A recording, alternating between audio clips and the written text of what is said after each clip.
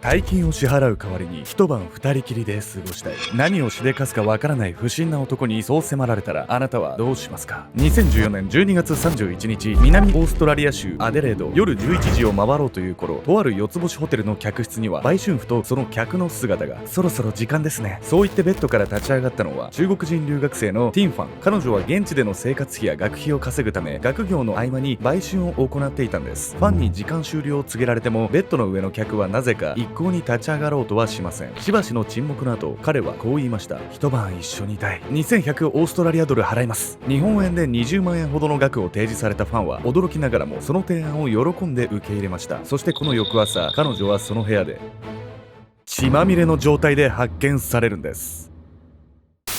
不審な男と一夜を共にした後、変わり果てた姿で発見された女性。彼女と売春客の間に一体何があったのか。その男の言動には最初から最後まで何一つ真実はなかったです。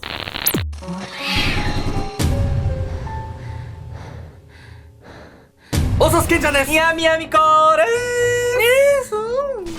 もうみんなが好きなコント師ジャルジャルさん、私最近ハマってるのよ YouTube に、こう来てこう来てこう来てこう違うそういうコントもあったわね、最近その中でも流行ってるのが、口論になっちゃうシリーズみたいなのがあるのよ。見たことない？ないね。例えば花屋さんとかでお客さんにこういう花お願いしますって言われて、全く両者が歩み寄る気配がなくて、そのままめちゃくちゃ口論に発展しちゃうみたいなコントがあるんだけど、そのシリーズがすごく面白くって、人間の喧嘩ってこうやって起きるんだみたいなのがすごいリアリティもありつつ、毎回ね、飯行こうで終わるのよ途中からリアル路線で最後そのオチに向かっていい意味でずらしが効いてくるっていう。そう、もうそんな分析しなくていいの。いやいや、分析したいよジャルジャルさんのコント見たことある？そういう YouTube とか。いや、多分あるんだけど覚えてないかもしれない。あ、覚えてない。白い服着てる？違う？ジャルジャルさんが？それチョコレートプラネット。ジャルジャルさんが誰かさえ分かってないってこと？いや、ジャルジャルは分かんないけど、ジャルジャルってサムネすごい白くない？白シャツは確かに多い気がする。そうだよ。見たことあるわ。いや、そこで判断はしないよ。俺サンドイッチマン派なのよ。そうなのね。本当は。別にそこに派閥はないわよ。でもジャルジャルさんはよくキングオブコントだったりとか、M1 とか出てたけど、ちょっと変化球なネタが多かったけど、YouTube はね、ストレートってわけでもないけど、細かいとこついた面白いネタが多いから、ぜひね、見てください。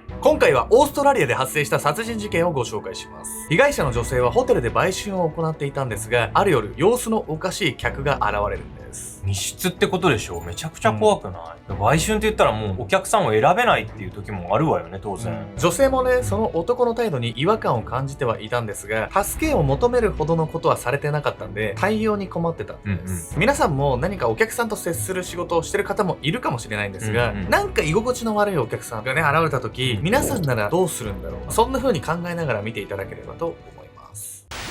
都合のいい客。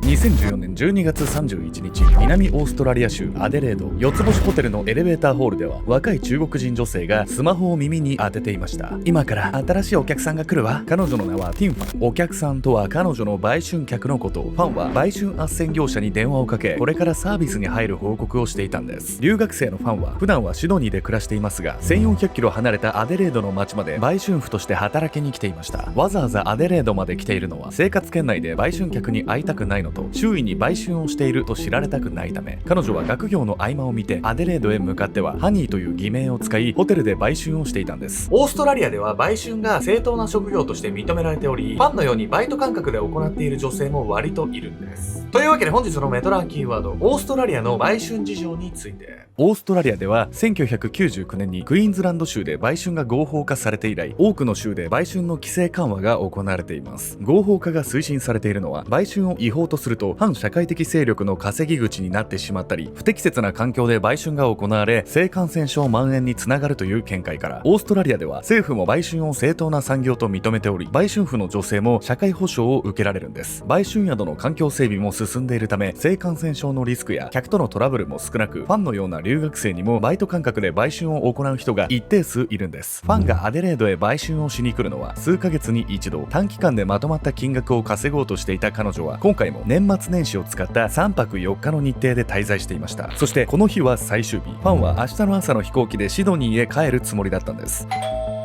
売春斡旋業者との連絡を終え、しばらくするとファンの部屋のチャイムが鳴りました。彼女がドアを開けると、廊下に立っていたのは中国人の青年。よろしくお願いします。緊張の面持ちで会釈をしたその男はファンより少し年上に見えました。カジャというハンドルネームで予約を入れていた彼は、ファンの今回の滞在において16人目の売春客でした。カジャの予約は1時間。ファンは早速彼をベッドへ誘いますが、カジャはなぜか入り口付近に突っ立ったまま、どうかしましたか？早くしないと時間が。ファンがそう言いかけると、カジャはうつむいたままこう言ったんです。性行為はできません。売春客としてそこへ来たにもかかわらず、唐突に性行為ができないと言い出したカジャ。自身を性的不能だと話す彼は、性的サービスが目的ではなく、話し相手になってもらいたかったのだとファンに打ち明けたんです。ファンは驚きつつも内心浮かれ気分でした。1時間喋るだけでいいの？ラッキー。性的サービスをしなくても済むカジャの相手は、他の売春客に比べ非常に楽に思えたんです。一方で不可解だったのは、ここからのカジャの振る舞い。ファンはカジャに様々な話を振りますが、何度話しかけても彼は適当に相槌を返すだけ。それどころかスマホを触り始め、とても話し相手を欲しているようには見えなかったんです。何か気になることあるの？ファンがスマホを覗き込もうとすると、慌ててスマホをポケットにしまうカジャ。詮索されることをあからさまに嫌う彼のその様子に、なぜ売春の予約などしてきたのか、ファンは不思議で仕方がありませんでした。性的なサービスを求めるわけでもなければ、何か話するわけでもない。この男は何を求めてきたのよ。お金払って女の子と同じ部屋にいるだけでしょ。意味わかんなくない？ちょっとシャイだったとしても、なんで連絡してきたんだろうってなっちゃいますよね。さらにこの後、カジャという男はそれまでの態度からは考えられない発言をするんです。カジャが部屋へ来てから1時間後、彼は結局ほとんど話をしないまま予約の時間を終えようとしていました。結局この人何だったんだろう。そう考えを巡らせながらも、この後も2件の予約が入っていたファンはカジャに時間が来たことを伝えようとベッドから立ち上がります。するとそれまで黙っていたカジャが突然口を開いたんです。延長できますか？一晩一緒にいたい。全く楽しんでいるようには見えなかった彼のその言葉に思わずあっけに取られるファン。さらにカジャは一晩で2100オーストラリアドルを支払うと言い始めるんです。この額は当時の日本円換算で約20万円。普段のファンの一晩の料金に5万円上乗せした額でした。性的サービスも求められず、ただ話すだけでそれだけの大金が入るなど、ファンにとっては願っても見ない話。彼女はすぐに売春斡旋業者へ連絡し、後に入っていた2件の予約をキャンセル。カジャと一晩過ごすことに決めたんです。翌朝7時過ぎ、ファンを空港まで送っていく約束をしていた売春斡旋業者の男が彼女の部屋を訪れました。すると、まだ客がいるのか。客室の扉を開けかけた男が耳にしたのは、バスルームから響くシャワーの音。まだ売春客がいると考えた業者の男は一度出直すことに。そして実はこの時には、その部屋はすでに異常事態に見舞われていたんです。ファンの部屋のシャワーは実はもう何時間も出しっぱなしの状態。真下の客室からフロントへ水漏れのクレームが出されているところだったんです。バスルームのシャワーが何時間も出しっぱなしって、中で何が起こってんのよ。ちょっと怖くない？客室の中に何があったのか、その真相はこの日の夜の警察の動きから見えてくるんです。カジャという男。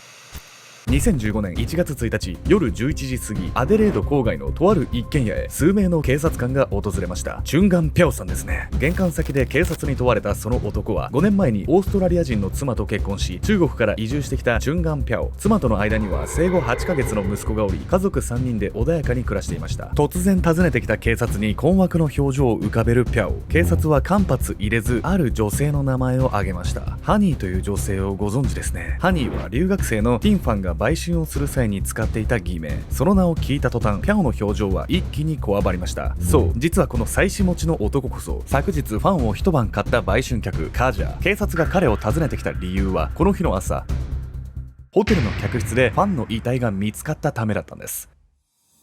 時は遡り、その日の午前8時、ホテルのフロントへ一人の男が駆け込んできました。大変なんだ、客室で女性が殺された。必死の形相で訴えたのは、一度は引き上げたものの再びファンの客室へ様子を見に行った売春斡旋業者の男。そして男が女性が殺されたという部屋の番号を伝えると、スタッフは騒然。実はちょうどその部屋の真下の客室から天井から水漏れがしているというクレームが寄せられたところだったんです。その後、売春斡旋業者の男は支配人を伴い再びファンの部屋へ。その部屋の床には確かにファンの遺体が横たわっていたんです。タオルをかぶせられた遺体の顔からは血が滲んでおり、周囲の床やソファーにも血痕が飛び散っている状態。ファンは額に2箇所の切り傷を負っていたほか、頸動脈を切り裂かれ失血死していたんです。凶器とみられるカミソリはバスルームの手前の洗面台の上になぜかウエットティッシュを添えて置かれていました。そしてバスルームでは浴槽から絶え間なく水が溢れ出していました。売春斡旋業者がシャワーの音だと思っていたのは、蛇口から勢いよく出されていた水の音。水が溜まった浴槽のそこにはファンの仕事用のスマホが、犯人は通話履歴などの証拠隠滅のためにスマホを水没させたと推測されました。現場からはファンが稼いだ売上金が持ち去られており、犯行が強盗目的であることは明白。警察は売春斡旋業者の犯行も疑いましたが、監視カメラ映像から彼が客室を訪れたのはファンが亡くなった何時間も後であることが判明しました。そうなれば犯人はファンを一晩買った売春客カジャ以外には考えられなかったんです。こうして1月1日の夜11時、警察の事情聴取に応じたカジャことチュンガンピャオはファンとの夜のことを次のように説明。売春斡旋業者に知り合いがいて勝手に予約されたんです。キャンセルできないと言われたのでホテルには行きましたが、僕には妻も子供もいるんで性行為はせずにすぐに帰りましたよ。しかし警察は売春斡旋業者の予約記録からピャオが1時間から一晩に時間を延長した事実を突き止めていました。矛盾を追及された彼は、一度は延長しようとしたが料金が払えず途中で帰ったと言い分を改めますが、それも出任せだと分かるのに時間はかかりませんでした。ホテルの監視カメラ映像では深夜1時過ぎに客室を後にしていたピャオ。彼はその後 ATM へ向かいお金を振り込んでいました。その際に振り込まれた額は現場から持ち去られた売上金と一致していたんです。最初から合コン目的だったからこそお客なのにね、サービスを受けたがらなかったりとか全然話したがらなかったりしたってことなのね。ファンもそこで違和感を感じて大金を払うって話をスルーできてればよかったんですけど、客室でのピャオとの不自然なやり取りの後、ファンはどのように殺害されてしまったのか。帰りたくない理由。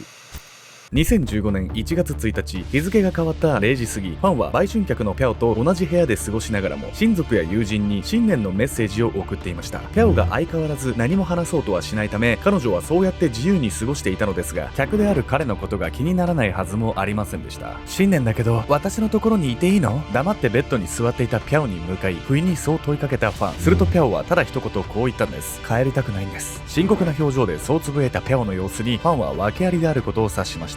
そして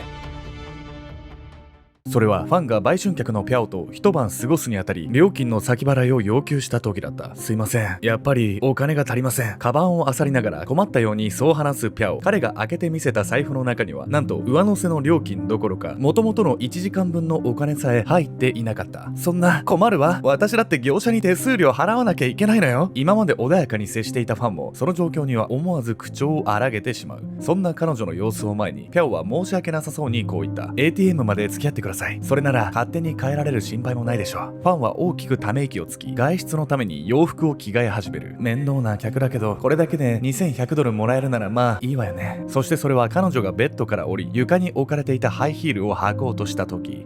何？彼女が履こうとしたハイヒールに手を伸ばした売春客のピャオ。彼はそれを思い切り振りかぶると鋭く尖ったそのヒールでファンの頭を何度も殴打した。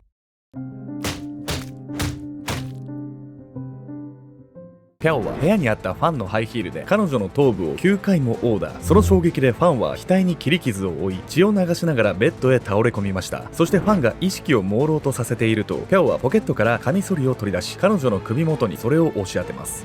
やめて！ファンは必死に抵抗しましたがピャオは彼女を押さえつけ頸動脈をいともたやすく切り裂いたんです。その後返り血をシャワーで洗い流したピャオは浴槽に水をため部屋に置かれていたファンのスマホをそこに沈めました。さらに彼はゴミ箱から使用済みのウエットティッシュを拾い血のついたカミソリと一緒に洗面台の上に。このゴミには他の客の体液がついていたためピャオはそれで犯人をでっち上げられると考えたんです。一方でピャオはそこまで入念に隠蔽工作をしているにもかかわらず現場に物的証拠を残しすぎていました。警察が捜査を進めると凶器の一つであるファンのハイヒールにはピャオの指紋が、さらにピャオの車の中にはファンの頸動脈を傷つけたのと同じカミソリが18本も隠されていたんです。盗まれた売上金と同じ額を ATM で振り込んでいたことも合わせピャオに言い逃れの余地は皆無でした。こうして事件から1年半が過ぎた2016年8月17日、殺人罪で有罪となったピャオは最低25年仮釈放なしの終身刑となるんです。気になるのはピャオの犯行動機ですが大した理由ではありません。犯行時彼は闇金業者からの借金返済に追われていたんです。実はピャオはギャンブル中毒でその日も闇金から借りた8000オーストラリアドルをカジノで溶かしてしまいました。翌日にはそのうち3000オーストラリアドルを返済しなければならない契約。切羽詰まったピャオが行き着いた答ええが売春婦から売上金を奪うことだったんです。彼は少し前にホテルでの売春を利用していたため、売春婦が売上金を手元で管理していることも知っていました。帰りたくないんです。ファンに向けられたピャオのその言葉の裏には、売上金を奪うまでは帰れないという意味が隠されていたんです。ファンはさ、学費とか生活費のためにそうやって頑張って働いて稼いでたわけでしょ。それをギャンブルの借金のために殺されるだなんてもう理不尽すぎるわよ、いくらなんでも。本当にくだらない犯行動機ですよね。売春に限らずなんですけど、見知らぬ男性とね、いきなり二人になるっていうシチュエーションは、特に身体的にはね、男性より筋力で劣る可能性が高い女性のね、皆さん本当気をつけてほしいです。本当に危ないんで。売春を予約したにもかかわらず性行為はできないと言い出したり、全く楽しそうにも見えないにもかかわらずファンを一晩買うと言い出したり、思えばピャオの言動は最初からずっと不自然でした。大金をちらつかされた時の人間の判断力はその不自然な言動にも気づけなくなるほどに鈍ってしまうのかもしれません。あなたは今回の事件のような美味しい話に騙されてしまった経験はありませんか？